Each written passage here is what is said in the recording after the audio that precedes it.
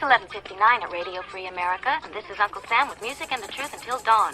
Right now, I got a few words for some of our brothers and sisters in the occupied zone. The chair is against the wall. The chair is against the wall. John has a long mustache. John has a long mustache. It's 12 o'clock, Americans, another day closer to victory. And for all of you out there on or behind the lines, this is your song.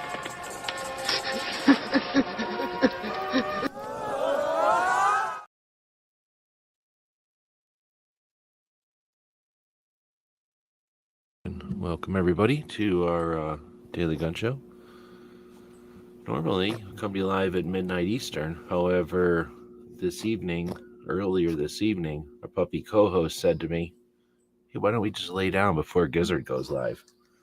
And then you know what happened? We fell asleep. And this is 100% the fault of the puppy co-host, who is both cuddly and warm and willing to sleep right through the show. He obviously does not care if we sleep right through the show. We've learned that today, and I do apologize to all the people who would normally listen to the show live. We can give them a whooping if you want. But for everybody that's listening as a podcast, you don't know, but the show is a little bit late tonight because somebody slept right through it because of the puppy co-host encouraged me to do so. So without going any further into the reasons why we're late, we'll apologize one more time, give them a little bit of a spanking, and we'll start the show up here. All right, so let's do a quick commercial for our store. We are capitalists after all. We do sell stuff. We do have a store, and it's called the Gear Website Store. Go do a quick commercial here. GearWebsites.com is your source for firearms-based playing cards and books. We also have mugs, shirts, and posters with designs that we've made live. Of course, we have patches. Every Friday is Free Patch Friday. We appreciate your support. Thank you for shopping at GearWebsites.com. I guess the good news is I'm well rested for the show today. So we'll be bringing up the other screen here. Look how he's acting so innocent, like he didn't do nothing.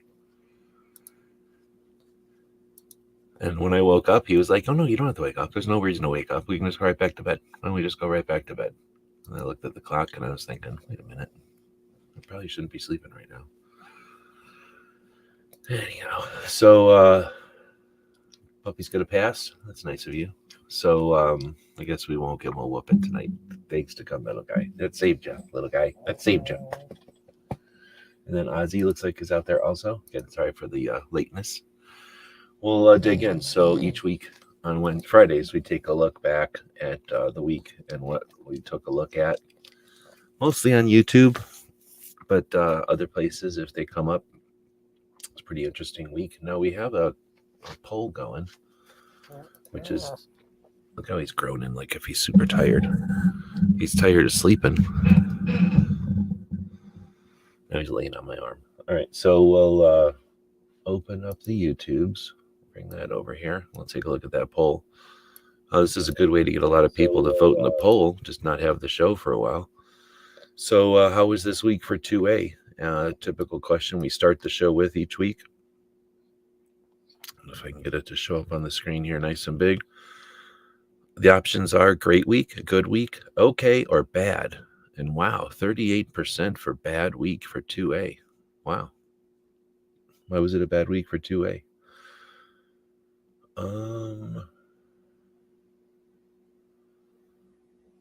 Let's see. Great is 25%. Well, great was 24% now. Good is 24%. Okay is 18%. And bad is 35%. That's interesting. So I know it's late, and if anybody that's still out there voted and wants to chime in on why, feel free.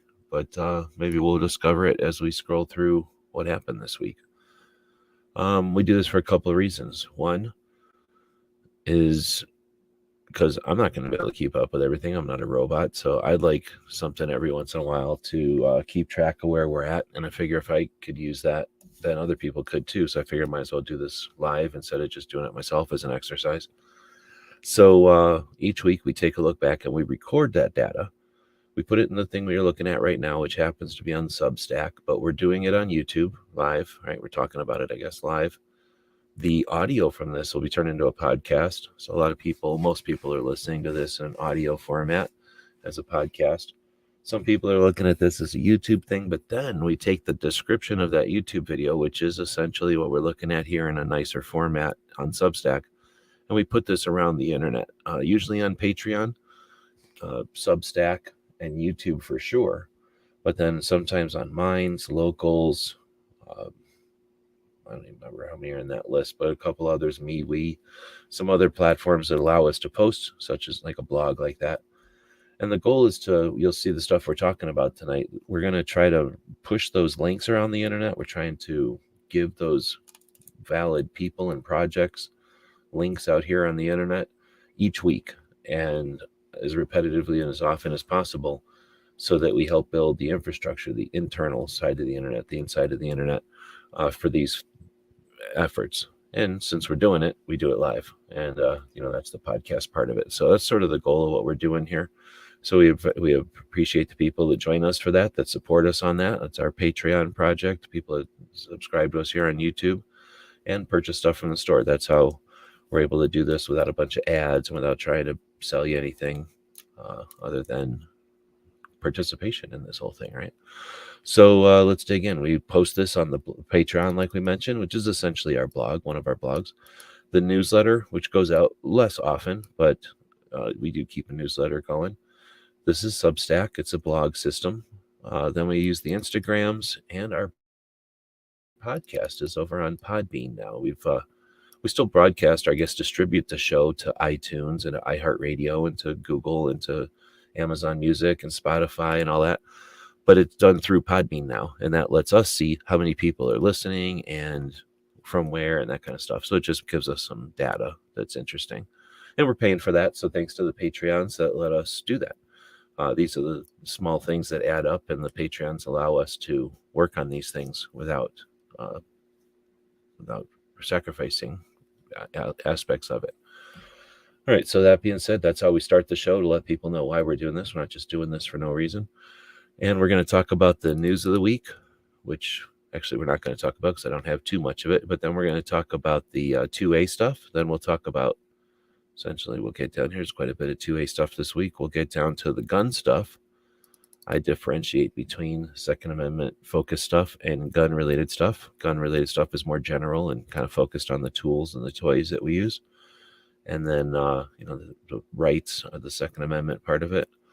Quite a bit of that this week. And then we get into the radio shows. There's a couple of 3 of those we listen to on the regular. Then we get into the gun calendars. There's a lot going on there this week. Oh, it looks like I didn't post them here. I posted them as a separate post this week. And then there's some military interview shows that are worth listening to that we talk about. And then the stuff that we did this week is what we'll finish the show up with. I'm scrolling back up to the top. I see Ozzy is saying something out here. And thanks for showing up live to the late show today. Ozzy is saying, with the Chicago lawsuit against Glock and the auto switch, it's only a matter of time before Illinois bans all Glocks. Yeah, I'm not sure if they're going to put Glock into a separate class of, guns that can be modified or something. One of the neat things about a Glock, but obviously some people don't like that aspect of it. I wouldn't put it past the state. They definitely like to push things that way for some reason. Illinois is the state that fostered originally the gangs, in the 1920s, the criminal gangs that started the violence. So, we thank them for the laws against machine guns and stuff. And now they're still trying to, compensate for that maybe. It's frustrating. State looks like an arrowhead, for crying out loud, and they hate projectiles. All right, so let's dig in. We're going to start with the news of the week, which, like I say, I didn't write it down. I normally put the show together throughout the week, and then on Friday I add this news of the week, mostly based off of the NSSF email that comes out every Friday afternoon. But today was busy. I was doing stuff, got all tired. Asked my puppy if it was all right to lay down for a minute, and then I woke up just a minute ago. So we didn't get the 2A news part in here, and I've learned my lesson trying to do that on the fly. This would be a 3-hour show if I tried to include it. So that part is actually a pretty important part of the show, and it's not happening this week, and we're blaming the puppy for that. So we'll get straight into the 2A stuff that happened over on the YouTube, and there's a bunch of it. I'm going to start off with Dragonman. This is Dragonman's daughter, Melissa, who runs the shop for him and is becoming more and more of an activist in Colorado, unfortunately, because she has to. The state is persecuting gun owners there. And I'm going to play a little portion of this one for everybody. Hey, Melissa here. I'm at Dragonman, so I want to give you all an update on these bills that are currently trying to be pushed through Colorado's General Assembly, the assault weapons bill, and then a couple of others. And then I'm going to give you an update as to what's going on here at Dragonman. So first and foremost, the assault weapons bill did pass the House committee on a vote of 7-3. However, it has not officially been voted on the House. It will be, I believe, tomorrow, and then it will go off to the Senate. Currently does not have a Senate sponsor. That's great news. And it could, potentially die in the Senate, but we still need to stay vigilant and continue fighting, continue emailing your representatives, calling them, and make sure that you sign Rocky Mountain Gunners petition on this. I will put the link in this video. As for some other bills, the excise tax bill got voted on last night. It was voted narrowly 6-5 in approval. So it actually did get passed through the House committee, and then the financials, and then it'll essentially go to the Senate. The great thing about this bill is the people get to vote on it at the actual election, the upcoming election. So you really get a say as to, voting down this excise tax bill. It went from 11% but to 9%. So guns and ammo would be taxed an additional 9% fee on top of, the Pittman-Robertson tax, which is 10%, and a whole bunch of other fees that you're already paying. They're not cheap, so definitely vote no if that makes it to the ballot.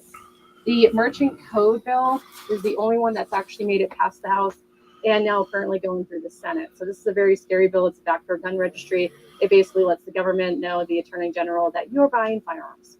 So that's bad for Colorado, bad for gun owners. The sensitive spaces bill is working its way through the Senate.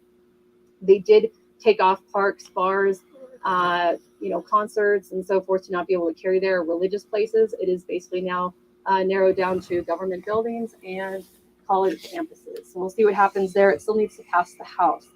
The firearm liability insurance for all gunners have not been heard yet. So once it's up, make sure you sign up to testify. The safe storage bill is passing through the House and now in the Senate. So this is telling you guys that you have to basically lock up your guns in your cars. Obviously, people don't want these to be stolen anyways, so I don't know why we're being criminalized or penalized for this, but it is making its way to Governor Polis's desk. It's really the only one that in the merchant code that's really made headway. However, the legislature still has about 4 weeks to pass these bills.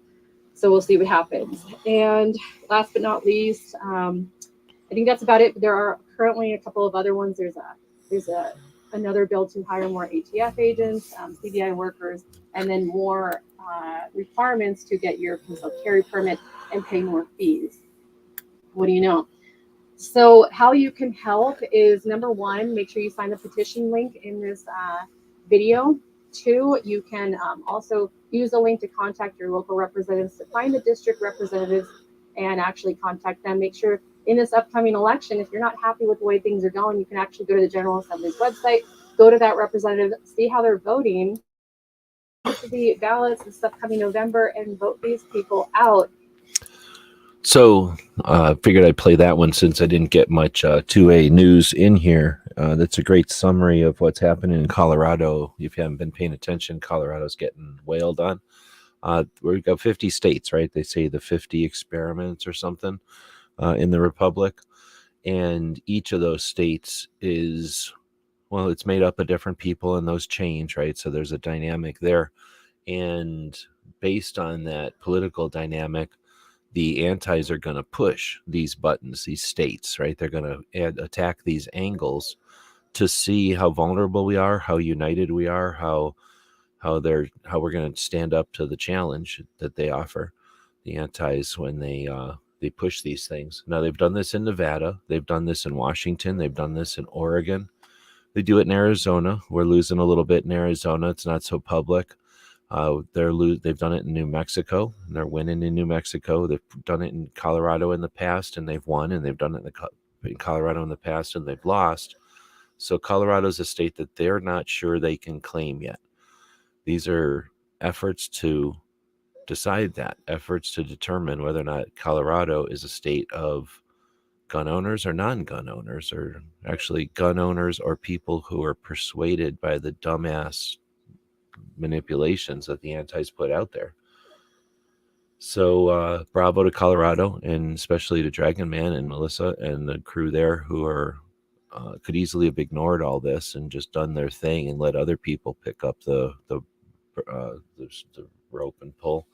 But they're taking their time and using their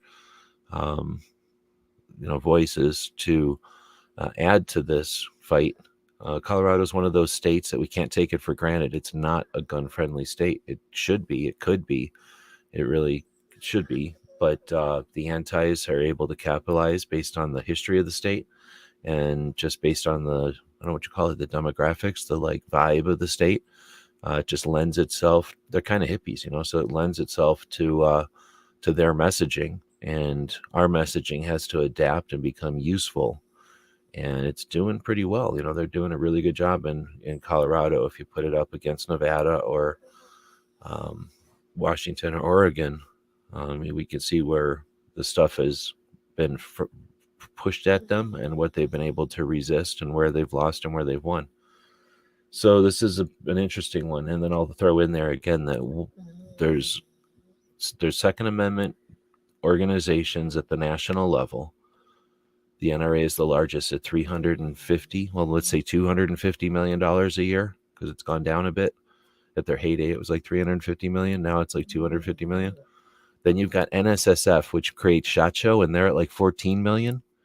And then you get way below that SAF, or the Second Amendment Foundation, mixed with the Citizens Committee to Right and Keep Bear Arms.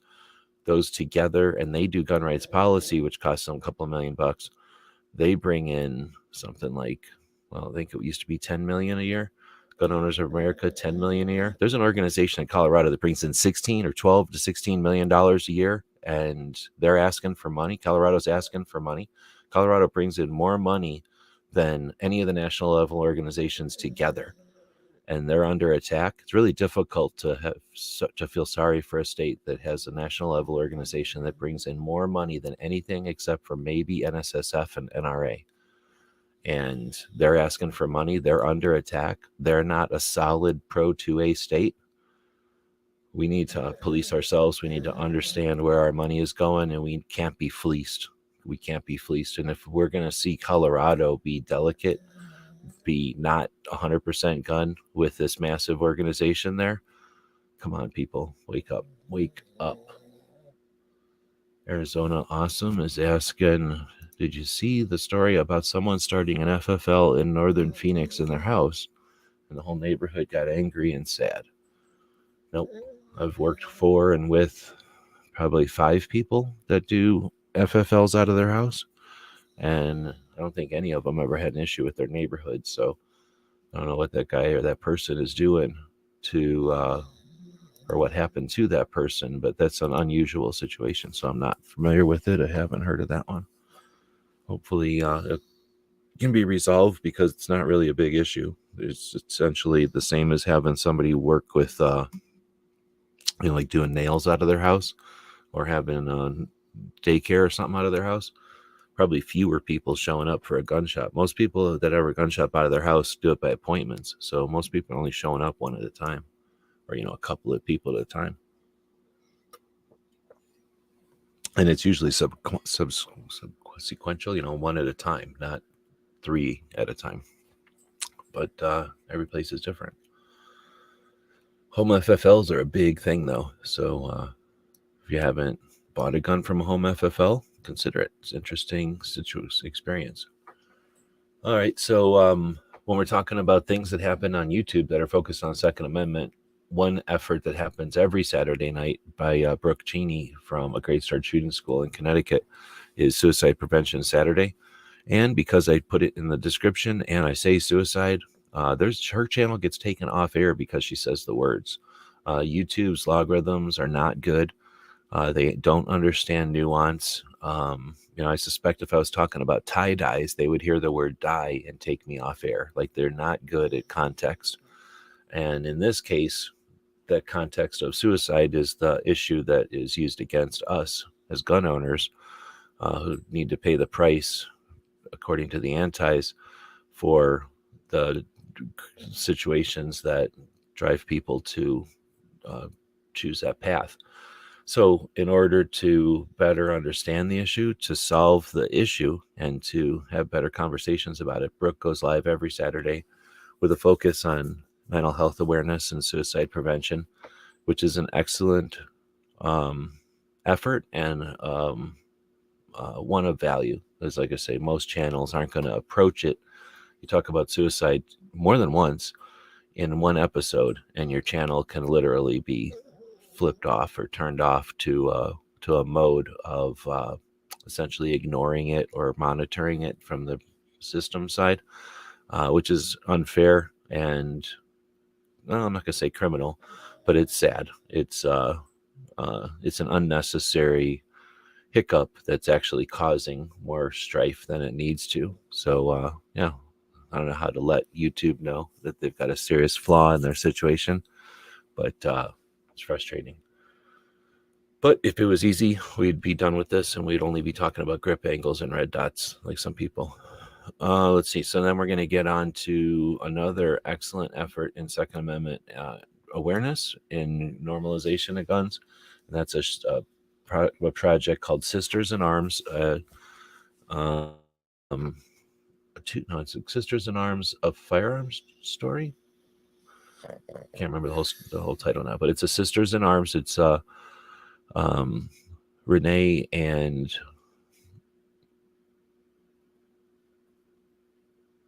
why can't I think of her name? And from Massachusetts and Connecticut, and then they're interviewing Mary from I think she's the Connecticut Woman for Gun Rights representative now, and a dude who's a law enforcement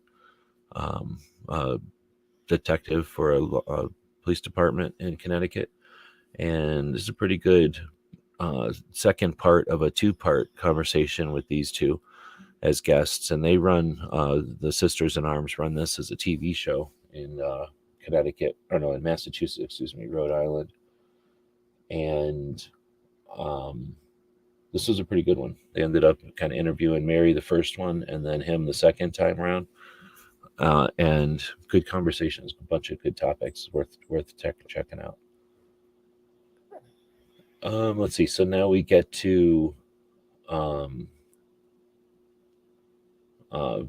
Professor Yamane and his what is this called? This is a 10 episode course in his 10 essential observations of guns in America. It's essentially a webinar version of his semester-long course that he does at Wake Forest University. All right, I got a cough. Hold on. And this was second week of it. The next week will be the third. It'll go on for another 7 weeks, or whatever the remainder of 7 weeks.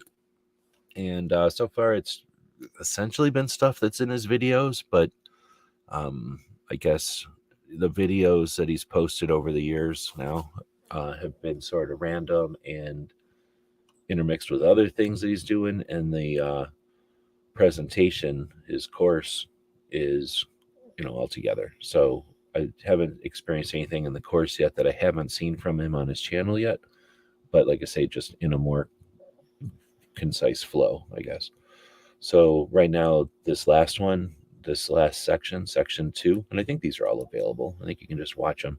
And then he's been posting excerpts from them as like summaries, like extras. So you can just keep up with those if you wanted to just kind of touch on what's going on over there.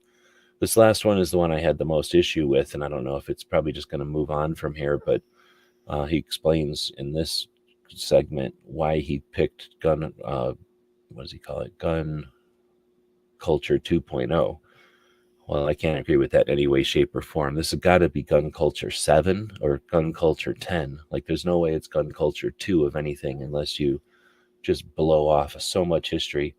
And that's essentially what he did. He says Michael Bain came up with it, so there you go. But he has a slide somewhere. I don't think I have it in here. I think in the Instagram show we'll hit the slide where he kind of describes where he can count everything. Every single part of gun ownership is gun culture 1.0 somehow. And since 2015, we're in gun culture 2.0. So I don't know where you come up with that leap of logic, but I can't live with that. But anyway, he calls this thing gun culture 2.0. I'm going to have to live with it. He explains it in this segment. But aside from that, I mean, he's on the right track. He understands what he's trying. I mean, I understand what he's trying to get at. I just can't agree with that leap that everything that ever happened. Oh, here it is. Everything that ever happened to guns is gun culture 0 somehow. And then up until revolvers were made. And then ever since revolvers to now was the recreational use of guns. Like, so something like, I don't know, 70 something years of the war with the American Indians. It's 70 years of actual war. Like, and that's recreational use. Come on. The development of everything from revolvers to machine guns is the recreational use. How many wars are in there? And that's the recreational use. It makes no sense. So anyhow, this one is, I guess, the sort of a presentation from the course, and then this is some of the slides from the part 2. It's definitely worth checking out. It's free. There's no homework. There's no reading. There's some things you can read if you want to, but you essentially show up and experience the presentation in a Zoom call with a bunch of other people. And then there's a Q&A at the end. He's never answered one of my questions yet, but he answers a bunch of other people's questions. Let's see. Then we've got the GOA, all happy because ATF, I guess, doesn't get as much money as they want. I watched it, and that's all I've watched. So I'd like to see more on this for sure. I'd like to see somebody else besides GOA talk about this, because obviously ATF didn't do anything because of GOA. But GOA is the only one that's talked about it, as far as I know. This one was interesting. The whole tomatoes aren't vegetables issue has been around for a long time. If you grew up when I did, I think I grew up during the time, or at least right after the time, I was aware of the government deciding that tomatoes are vegetables. And then this video is more about the technicality that they're actually not vegetables, they're fruits, and like technically, and how the Supreme Court made an error, a factual error, and how that's an indicative that they're allowed to make slips of the tongue or be a little bit wrong. Interesting. But Mark from Four Boxes Diner tries to post all the time, so he's not necessarily choosing the route of the sky's falling, everything's dire, but in order to keep videos constantly going, he brings things up that are not the like that are off topic a little bit, or or like maybe fringe a little bit. So I think that's an interesting facet his project brings to the mix. Let me know what you think on that. Nobody's saying anything tonight, probably because we're an hour and a half later than normal. But like last week, we got more than a dozen people watching. So I don't know who else watching this show nowadays that doesn't listen, or that doesn't interact. But we do this live so that there can be interaction. Otherwise, I could just record this and then hit schedule it for the exact time, and it would never be, it would always be on time. So anyway, feel free to participate if you're out there. And if you're listening live, or if you're not listening live, if you're listening as a podcast, you're also able, due to the power of time travel, you're able to make comments on whatever platform it is you're listening on. And then we read those comments, and then we talk about them next week. And then you'll hear them in a couple of weeks. Okay, I'm burping. You'll hear about them in a couple of weeks, and essentially we'll have a very slow conversation throughout time. That's pretty fun. We've done that lots of times. Did I mention this is episode 1740 or something like that? We've been doing the show for a little while. We started in early 2016. And aside from one small break every single night we go live. So we like to have fun with this, and we're not super strict on doing everything exactly the same each week. And that allows us to evolve and kind of change and check out some different areas of, ways of doing this stuff. And it's always more fun when people are participatory. I guess that's what I was getting at. So while I understand a lot of people are used to just listening, sitting there and listening, this is a participatory conversation. You feel free to be part of it. All right, so next we're going to talk about Forge of Freedom, one of my favorite podcasts to listen to, starting middle of last year, I think. Lawyer from Indiana, and unlike any of the other lawyers out there, I don't think he's desperate to be famous. So I really enjoy the presentations. They're calm, they're rational, and he doesn't have to feel the need to repeat himself like 400 times, like some of the repetitive people who are just trying to play every angle and worry about the sky falling all the time. Alex and his dad do a good job of explaining and then offering some perspective and I guess shining light, illuminating things that aren't just the news of the day. But most of the time, if I have to listen to news of the day, I'm going to listen to this guy or Four Boxes Diner, because they give me the least amount of hype, I think. But let me know if I'm missing something that doesn't have a lot of hype and just gives some decent perspective on stuff. Some, educated perspective on stuff. I don't want just opinion. But anyway, this one was about Glock and some of the new, I guess, iterations of the attacks on the industry. So the antis can attack our industry. They can attack us. They can attack people associated with us, like banks and police, or, things that are near us, maybe materials, right? They've messed with lead and things like that before. And then one of the other things they can mess with, one of the things they can mess with is the industry. So this isn't the first time they've done it. We have that protection from Lawful Commerce and Arms Act, the PLACA, because they were actually fairly effective at stifling innovation and stifling momentum by just, I don't want to say haphazardly, but at least massively suing the industry all over the place in different ways until they attacked Glock. And Glock essentially stopped them in such a way, stopped their lawsuit in such a way that they never went after it again. And PLACA was invented by politicians reacting to representatives, or I guess the representatives reacting to their constituents saying, stop the antis from being able to waste this much money. They're not going to ever win, but they waste a ton of money to do this, and there's no need for it. It's not rational. So they created the law to stop them from doing it specifically. And of course, now we see quite a few efforts to demonize or blame that law for all kinds of things. They really, really want to be able to use that strategy again of nuisance lawsuits. It doesn't cost much to create a lawsuit, and if you can win, like they did with Remington, that was a nuisance lawsuit.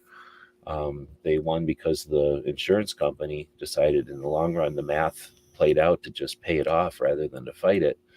And they run around with that as a win, as a feather in their cap, even though it's however you want to call that tactic.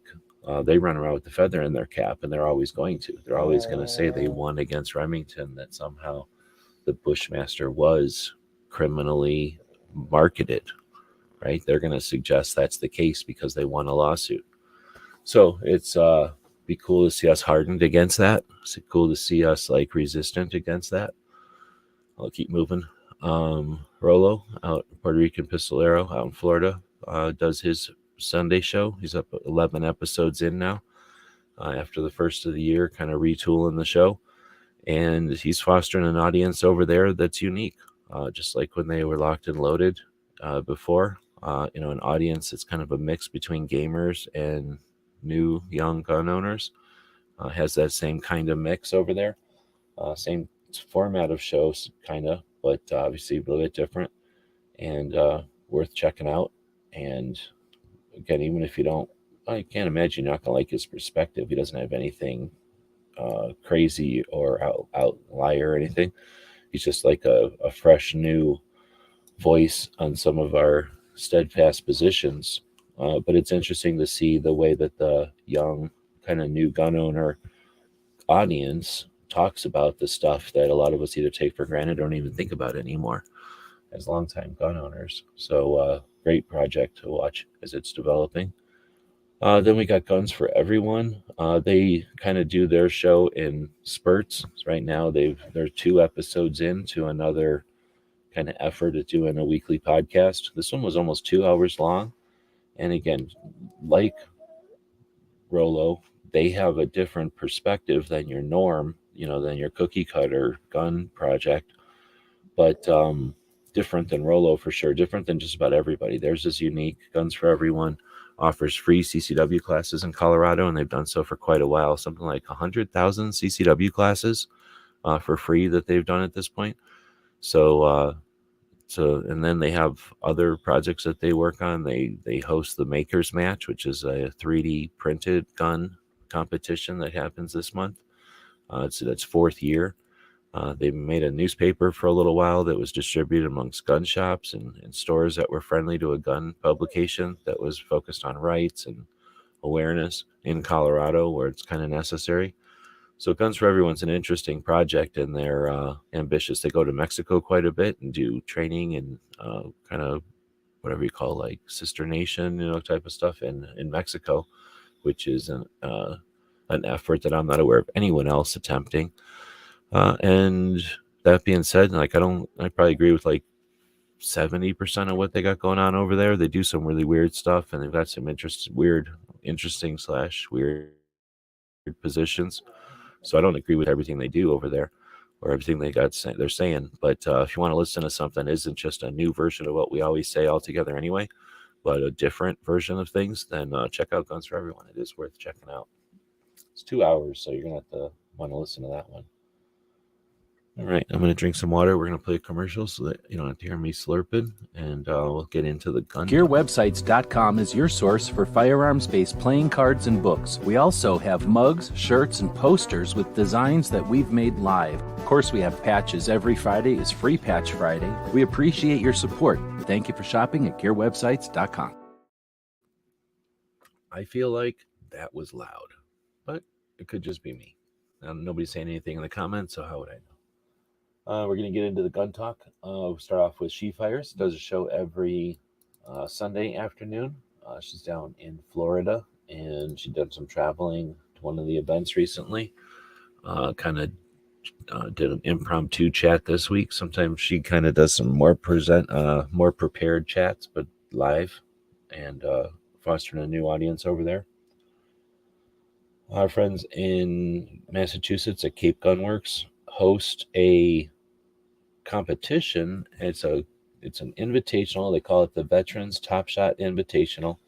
It's a golf and shooting event, and I guess the way it works is this is like the 4th or 5th year they've been doing it. Originally it was golf one day and shooting the next night, or golf during the day and shooting at night, or shooting at night and golf the next morning, or something like that. I think it was shooting at night and golf the next morning. So then they split it up, and then they did the golf during the spring and the shooting during the fall, and had 2 events. I guess it's more practical for the behind the scenes for their crew to do it as 2 pieces than it was to put it all together. It just really swamped them to put it all together, and they've gone back to putting it together again. So this year it'll be shooting in the afternoon or evening, and then golf the next morning. So it's definitely going to be more of a burden for their crew, but I guess it just worked out for them this year to do it this way. So anyway, that's coming up here fairly soon. And if you're in Massachusetts and you want to check that out, you get in groups of 4 and you shoot as a team, and then you play golf as a team. I think you can do one or the other, but you can also do both. And it's a lot of fun, and it's to raise money for 2 veterans organizations in the area, in the Massachusetts area. We're talking about gun stuff. So Tony, our friend who co-hosts the Ask Gun Questions with me on Saturday, Tony co-hosts like 3 or 4 different podcasts. I don't even keep track. And then he's a guest a lot of times on other podcasts. So one that he's a regular co-host on is the Guns and Gear Review podcast. In fact, they go to SHOT Show together as a group.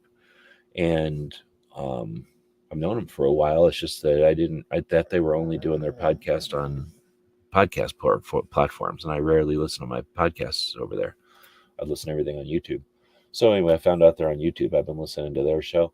It's Tuesday nights, so essentially it's on top of a bunch of other things that happen on Tuesdays, but worth checking out, especially if you like actual gun and gear reviews, because that's really what they focus on. Every Friday, Walk Talk America goes live, and then occasionally they do some extra pieces, and that's what this one is. I didn't listen to it, but I put it in here because it's a topic that some people are interested in. And this one is a focus on biometric safes. And if you haven't paid attention, which I'm saying because I haven't paid attention, the biometric safe or biometric lock technology has changed a bit since the optical sensors, and they use different sensors that are more better, I guess. So, you know, they're able to deal with things like mud and sweat and minor changes. So evidently the new tech is a lot more useful than it had been in the past. And I assume that's what they're talking about in this. And they also did a show on Friday morning, this morning, that I think I'll link to here, but maybe not. We'll find out. Actually, I probably would have already had it in here. So I must have set this up before their Friday show kicked off. But they did do a show this morning. It was pretty decent, worth listening to. Another thing, if you're up in the middle of the night like this and you are looking for other things to do in the middle of the night, our friend Foss hosts shows on Wednesday each week, and then every other week on Saturday as well. So this week, tomorrow night, if you're awake this late, then you might want to check out the overnight, or on Wednesdays, check out the Mouse Party. It's a non-scripted, no topic room that he creates. Anybody's welcome to join and have a conversation about whatever's on our minds. It's a lot of fun, and every once in a while we have a poll. Not a poll, a bracket. All right, moving on to American Suppressor Association. Each month they put out an update, which essentially focuses on any changes or movement in the suppressor legislation at a federal level, usually. I guess they'll also talk about it at a state level when it happens. And then they focus on the wait times for Form 1s and Form 4s. To make something with a Form 1, to make something with a Form 1 or to transfer something with a Form 4, those have times, and they usually update that kind of stuff in their policy update. However, I don't know if I put it in here. They did a second show this week talking about the unusually short return times. People have had like 2 or 3 day return times on individual NFA Form 1s, no, Form 4s. So I think Form 4s, I guess it doesn't matter, but I think it's a Form 4s they were talking about specifically. But I didn't listen to the video because I'm not in that right now. But yeah, if you're interested in getting a suppressor or short barrel rifle with not even a week return times, it's pretty interesting opportunities. Our friends over at Bullets for Bucks goes live every once in a while. He went live with Jim from Backfire. Those guys are good friends, so it was a fun show to listen to. People just nerd out on hunting and stuff. Or if you like prepared videos, produced videos, look at the excellent video editing on this video. It's amazing video editing. You can watch that over on Bullets for Bucks, but don't be too distracted by the amazing video editing on there. Then our friend Ken Blanchard, Reverend Ken Blanchard, has been doing kind of a music different projects in the music realm. At first learning to play, and then deciding what to purchase, and then purchasing, and now playing his guitar.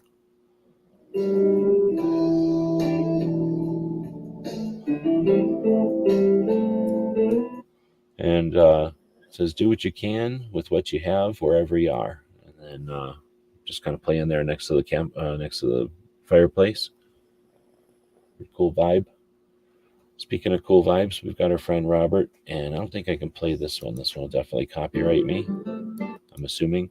But this is the way Robert does his AK project, and in this case, rifles from Vietnam. Again, Robert has had unprecedented access to literally museums, and not just museums, but their back rooms, like their inventory rooms. And he'll go in and take archival photographs. And the result of those years and years, decades of effort has been his AK-47 catalog, which is available on Amazon. And it's for nerds. It's for people that really want to know the differences between the different AK-47s, and not just in theory, but in actual photographs. So his documentation is epic.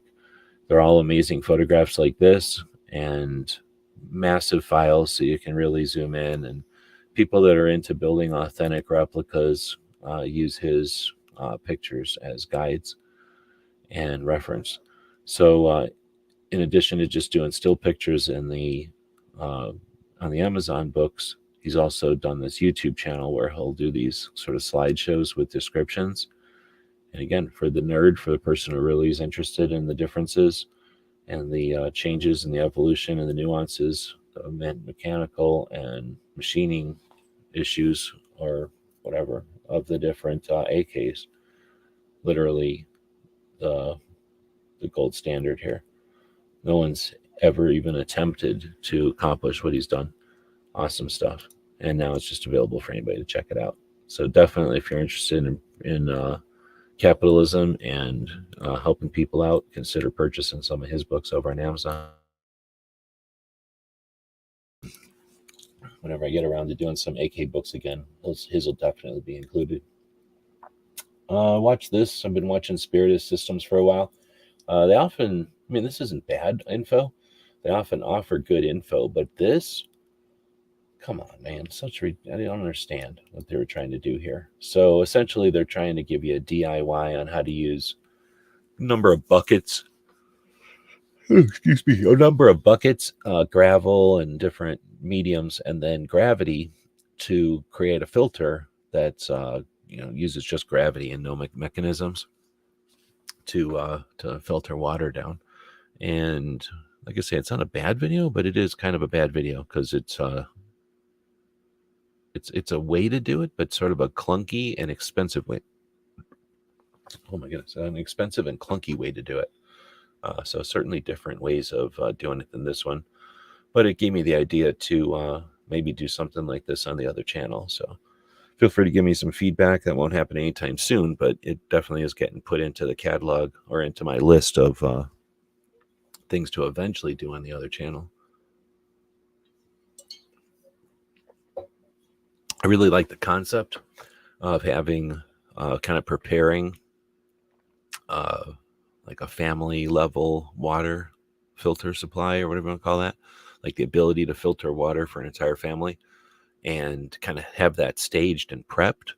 That's an excellent idea, but I think their attempt was to just illustrate the concept in ultimate detail, but the path they choose, like the actual project they chose, I just don't think it was as practical as it could be. So I think you could do it cheaper and a little smaller and quicker and end up with same results or better. And like I say, might be doing something like that in the future. Gizzard hosts a show every Friday, and I think I linked to this week's. So this is the one that linked to us. If you were over at Gizzard's show and went over to our show at the correct time, I apologize. There's Gizzard over there. If you didn't hear the story, Gizzard's show was about to start, and little puppy said to me, "Why don't we go listen while we're laying down? Why don't we just go lay down? It's no big deal. We'll just lay down for a little while." Then what he does is, when I'm laying down, he sneaks over, and he's super warm and he's cuddly. He'll sneak over and then kind of grab me like a scarf and cuddle. And then the next thing I know, it's 3 hours later. So it's 100% his fault. He knew what he was doing. And he's sleeping right now. But he uses some sort of power to hypnotize or to make other people fall asleep. by being warm and cuddly.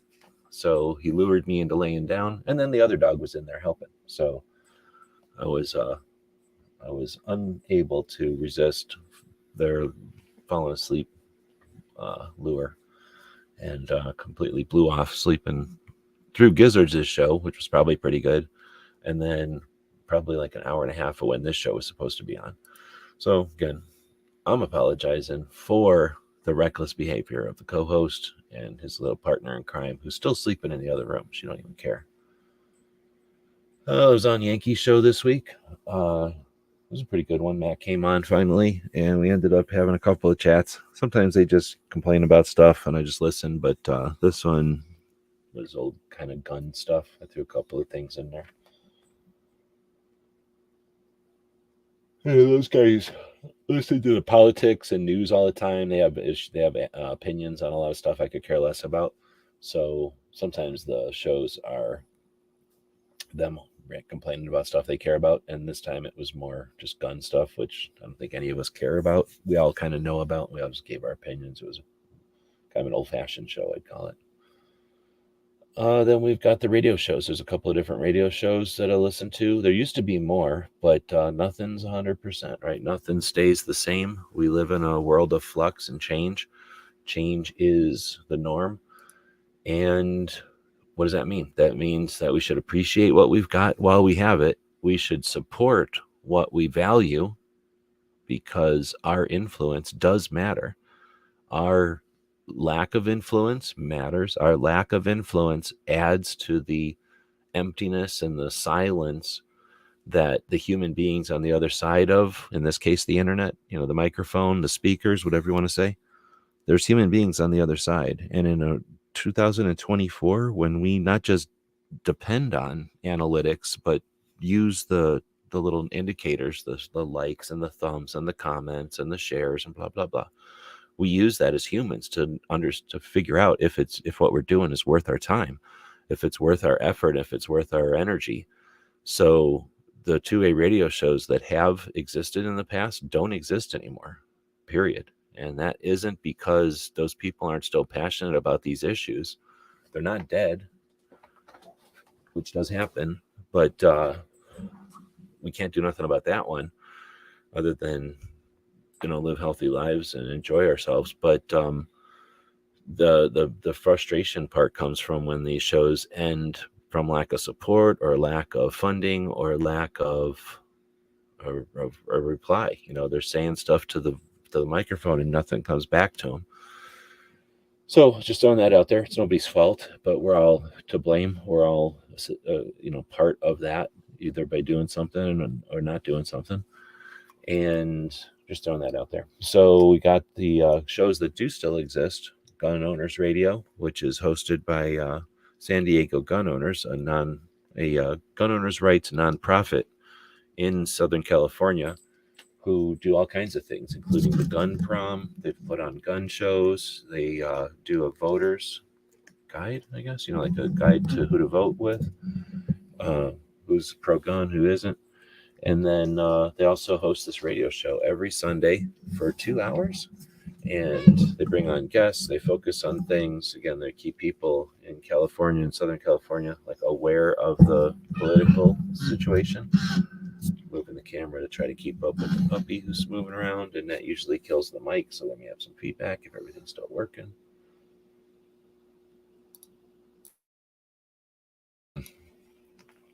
So their show is live every Sunday, and it's worth checking out. There's a bunch of people that show up regularly. Most of them are from California. We have a pretty good time in the comments. And recently, they've started listening or replying to the comments when they're between breaks, during the commercials. Okay, nobody's replying to me, so let me take a quick break. They're between okay. So definitely worth listening to, and as a live viewer, it's even more worth listening to because you get a little bit extra now with them replying to our questions and comments during the breaks, during their commercials. But Rapid Fire, a radio show out of Massachusetts from Cape Gunworks, has been doing that for a while. So I started watching this show a while back now, And the reason I like this show so much is because Toby is so capable of doing his show and paying attention to the show itself, but then also monitoring the comments and responding to them, and does a better job of responding to comments than I do, and most people I've known who've been doing this for a long time.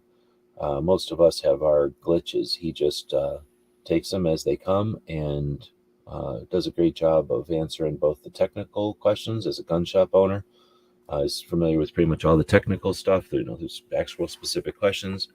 But as a person in Massachusetts, a gun shop owner in Massachusetts, of course, he knows a lot of the specific issues that they've got going on there, which come in as questions quite a bit.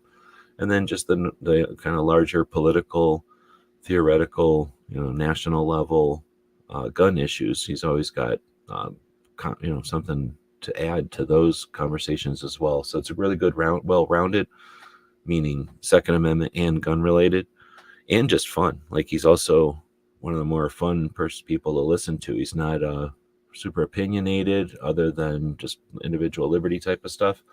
But he's he's not out there like pro any politician or any real movement. He's not like wrapped up in some particular grip angle or gun or red dye. He's not trying to promote nothing other than his show sponsors, which are Federal and Vortex Optics. So, reputable companies that people can get behind. And it's a pretty decent show. And not biased or anything. So, all the stuff there's out there to listen to, I make it a point to listen to the 2-8 Tuesday show. Comes on after our show. We do our show before that show, our Tuesday show before that show. And then normally I would do our Instagram show right before the Wednesday show. Then Toby's been doing a Sunday radio show as well for the last month or so. So that since SHOT Show kind of. So that's worth checking out on Sundays if you're looking for something. As I mentioned, he does a couple of them. So this one is the Tuesday show this week. And then there's another podcast I've been listening to more recently called the Blue to Green podcast.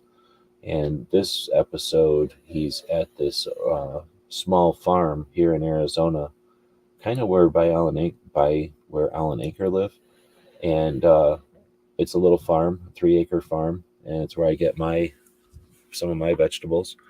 And this is in a conversation with the guy who runs that farm about chickens. So sorry, Gizzard, but these are the kind of chickens that people eat the eggs out of, even though there's a picture of a rooster there. But a great conversation about chickens and raising chickens and why you would and why you'd want to eat off of a real chicken as opposed to some other kind of chicken. And just throwing that in there. Most of the conversations on this channel, the Blue to Green, are more about law enforcement issues. And I guess I could have put that into the podcasting one. I don't know why I put it into the radio show one. It's not really a radio show. But Rapid Fire did do a special edition about the laws in Massachusetts. So I figured I'd post that one for anybody that's trying to get up to date on those. So I didn't put the stuff in here for gun calendars, but what we can do is just come right back up into Substack, and instead of going into the one we're looking at right now, let's look at the post that I posted much earlier today with the firearms events coming up this month, April, and we have these all over at guncalendars.com. Again, thanks to our Patreons, we can put up pages like this one that really don't have any ads. All they have is some links to Every Second Matters and the Second Amendment Foundation and JPFO and stuff. But no ads, nobody's paying us for that. So, but we've got the rallies. We've got the new laws that all have already happened. The firearms training events that happen throughout the year, though. The community events, the big industry events and things. There's major shooting events that happen throughout the year. Both open, well, they're all open to the public, but both machine gun shoots and like competitions and things like that. Then you get in, and those aren't sports. Those are just like casual competitions just at the event. Then you get the big industry events, SHOT Show and TriggerCon and stuff like that. Then the hunting events, which I probably could add a lot more to if I had time.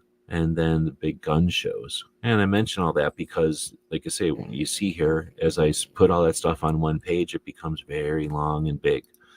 So this month, what I attempted to do is take just the stuff from April and post it over here. Actually, I posted it in a bunch of places. So we've got a couple of rallies this month, the last rallies of the year, actually. The Missouri rally is coming up on the 17th. And then iGold, which is Illinois Gun Owners Lobby Day. iGold, I don't know what year this is, probably like the 10th year of it or 17th year of it or something. It's been going on for a long time. That's happening on the 18th of this month. So last two of our rallies. Now, there could be more rallies. I hope there will be. In 2020, we had over 20 rallies scheduled, but then they all ended. Everything after March canceled. So we never actually had 20 rallies in one year, but we came really close. This year we won't have 8, but every state could have a rally, and every state could raise awareness and get people together and show representatives our issues and how many people are willing to show up for those issues. I'm not actually just farting a lot. My little co-host, who made me sleep through the show earlier, is over here sleeping. He's still sleeping. It's as if he can't get enough sleeping. Can't get enough nappies. All right, so 2 rallies. Then this weekend, it's actually happening as we speak. The Wanamaker Gun Show, largest gun show in the world. Back in the day, we used to all show up at this as a group, I think 30 strong, and cover the show as press. And, that's changed. Things change. Unfortunately, things are not the same for a long, long time. But a lot of people got to attend that show often. And memories, a lot of friends, a lot of fun. And, man, I wish I could go again. So one day, I'm just paying off those bills right now. And thanks to our Patreons, I'm able to still do this. But trust me, if I didn't have those Patreons, I would be right now making money so that I could go back to Wanamaker. It's an awesome show. This gives you just a picture of a half of it. Like, that's literally standing in the middle and looking at half of it. It's amazing. It's the biggest gun show ever. Super fun, super cool. Oklahoma's a cool place to go. Tulsa is a cool city to go to. Everything about it is fun. J.M. Davis Museum, Willow Rock, 45th Infantry Museum in Oklahoma City, and more. Let's see. So next we get the training events that are happening this month. We've got a couple. Well, actually, we just have one. Girl and a Gun National Conference. Now I forget. I've been told, is it 1,000 or is it 700?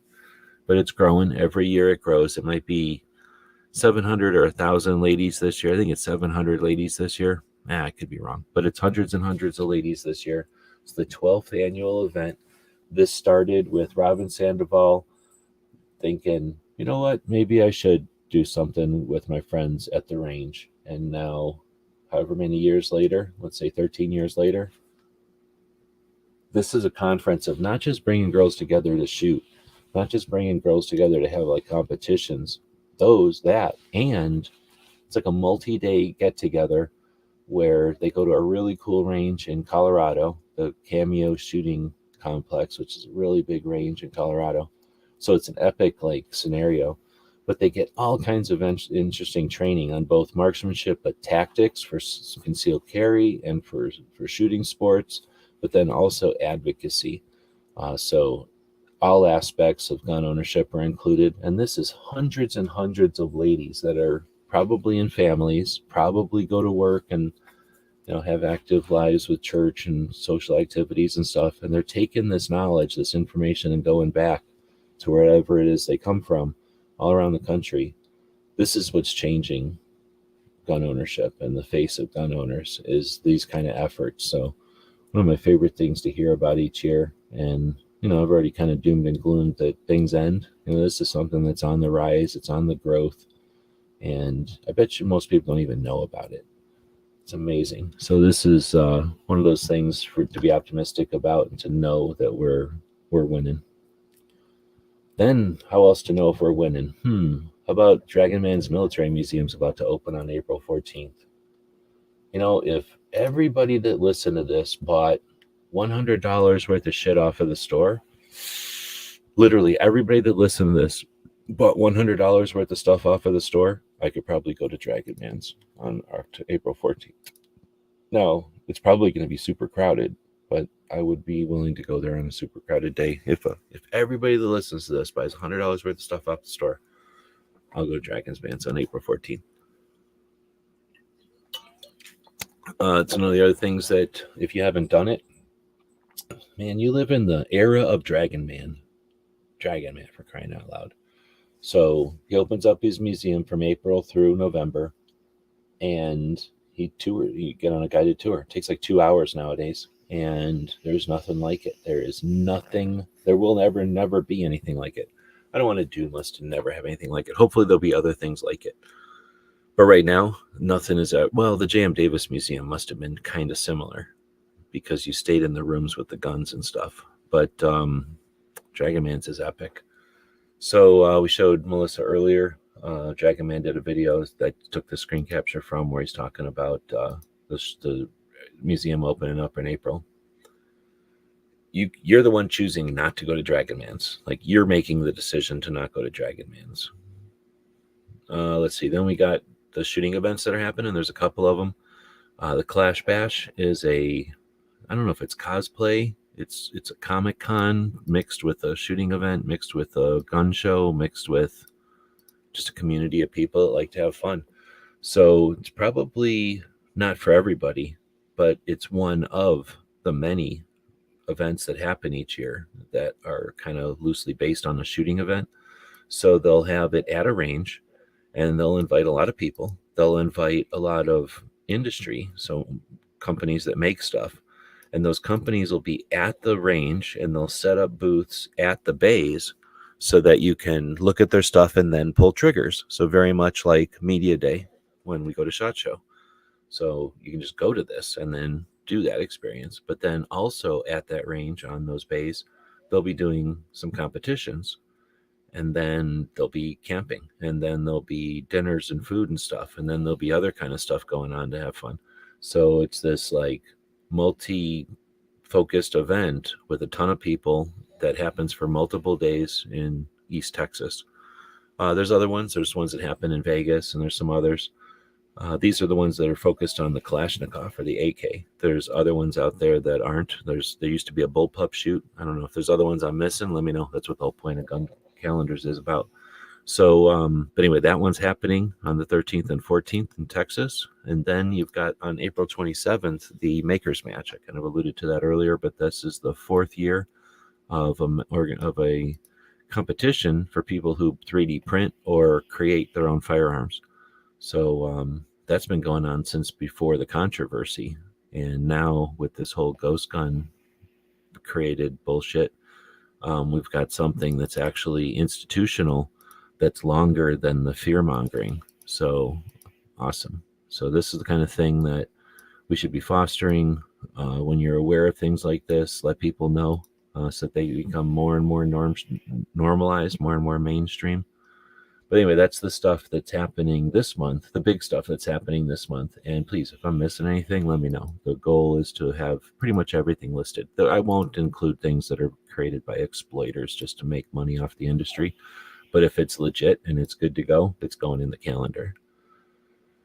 All right, next we're going to go to the military interviews. This first one is a team room or a team house doing or having a conversation with the SAS guy. Kind of a cool conversation. He's an older guy. They've had a lot of SAS guys on, so they're cool because obviously there's a lot of stuff going on in England or whatever that they send the SAS to. And this guy was a little bit different era than the last time. But honestly, I'd rather listen to U.S. stuff personally. But it is kind of neat to listen to foreign stuff once in a while. Once in a while is the key part. Maybe once or twice a month, maybe. But anyhow, then we get into Mic Drop. And this one was interesting. This is a guy who is a PJ with the Air Force course. And he was tasked with rescuing astronauts, which is kind of a cool gig, right? Like all that stuff.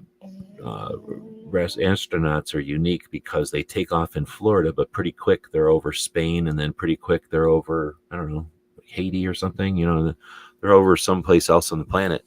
So in order to provide rescue for astronauts, you essentially have to figure out their path and then the potential path of where they might come down, because that's a cone, it's bigger than the path they're on, and it's a wide path around the planet. So they have to be staged all over the planet in order to be effective rescue for any kind of astronaut situation. And once this guy got trained in all that, he made a private company to do that for the private astronauts. So did you ever think about private astronauts need rescue and the government isn't going to do that? So this guy took his skill sets and created a company, which is interesting to hear about all that, right? I would never even have thought about that aspect of stuff. Then we get to Team House again. No, this is a combat story. Sorry, combat story. But this is more like somebody the Team House would interview. But combat story. Remember, combat story is the guy who's an Apache helicopter pilot, and then he went into the CIA. He is interviewing a senior CIA officer who was tasked with Russia his whole time. So kind of a Russian expert and a CIA chief of station. So an interesting conversation for sure. I'm not as interested in CIA stuff as some of the other things, but that's why I listen to these shows, because they're eye-opening, I guess. They give you insight to stuff that normally I wouldn't be pursuing. All right, and then our stuff this week. I didn't really get much stuff done this week. I've been working on other things, like I say, trying to kill bills. Still working at that, and taxes. Isn't that fun? Trying to work on taxes too. So we are doing stuff though, and we did get the Tuesday coaching show, staying motivated, getting started, and understanding what you contribute to the mix was the focus on Tuesday. My goal is to inspire people, to motivate people, and sometimes I don't know how, everybody's different. I don't know how people or what people use to give themselves like a framework or a perspective on their efforts. But that was the focus of the show, is to, we talk about the technical aspects, we talk about the nuts and bolts often, but why, like last week we talked about what's your why would you do this? Now let's talk about why would you keep doing this? Why would you even get started in the first place? That was the goal.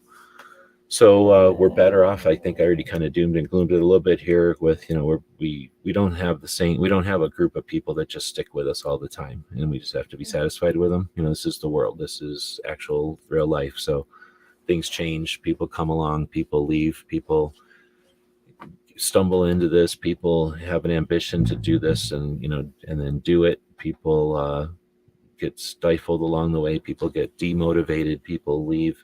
People have to leave. People die. Like, stuff happens. So in that reality, are we better off with people just watching? Are we better off with a bunch of audiences that don't feel empowered at all?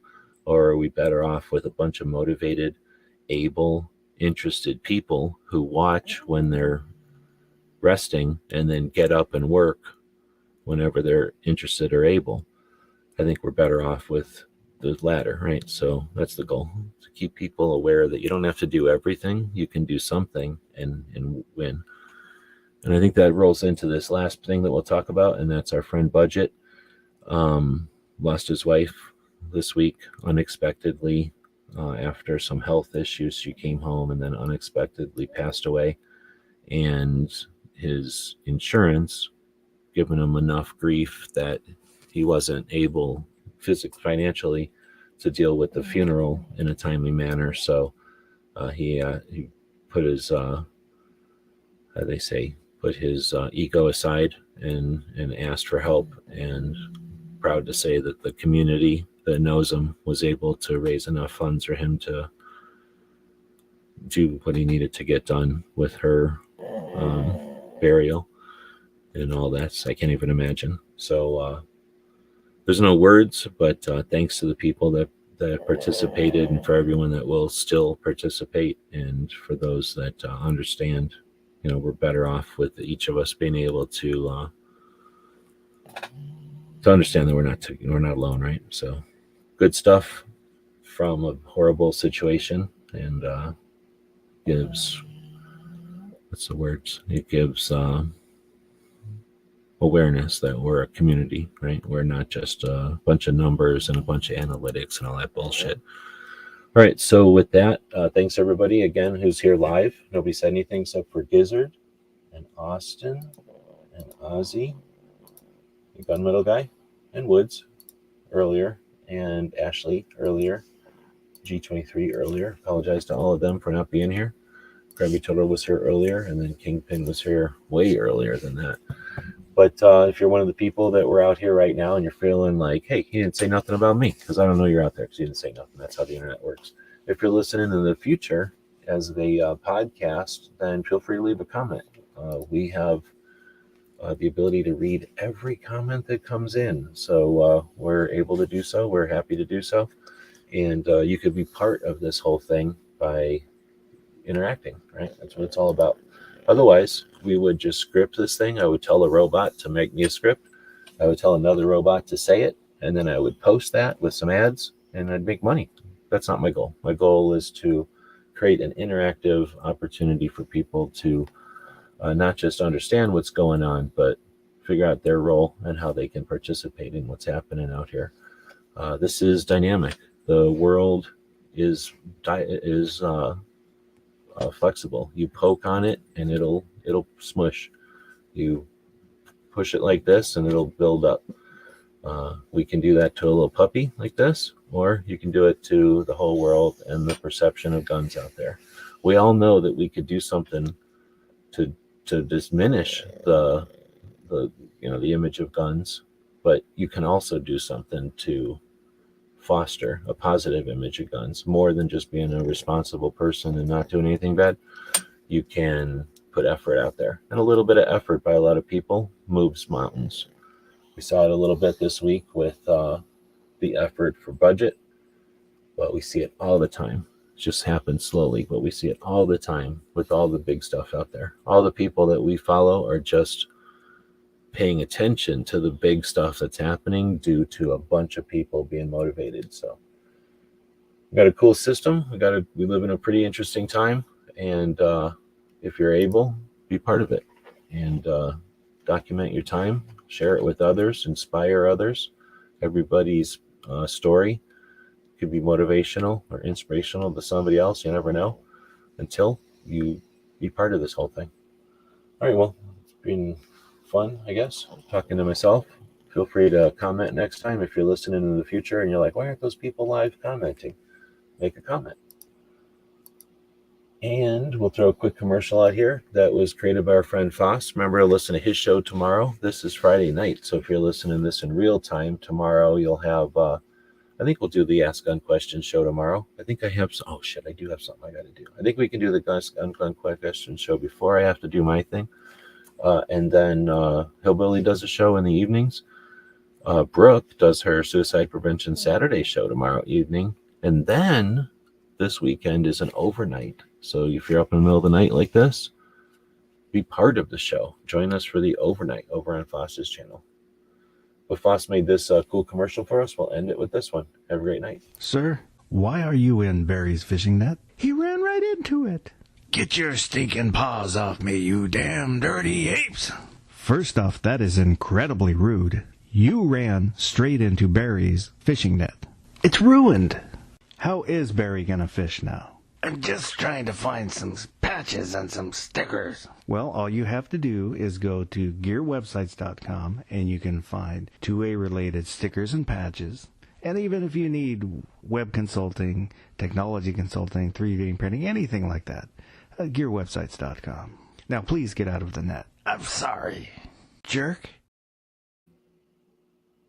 Awesome commercial.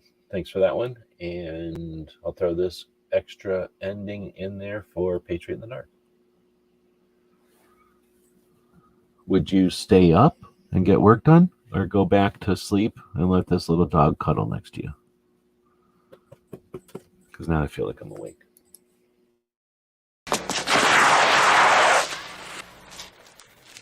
Shit.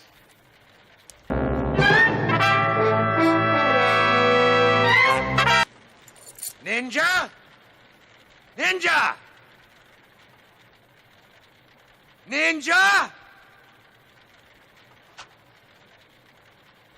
It's 11:59 at Radio Free America, and this is Uncle Sam with music and the truth until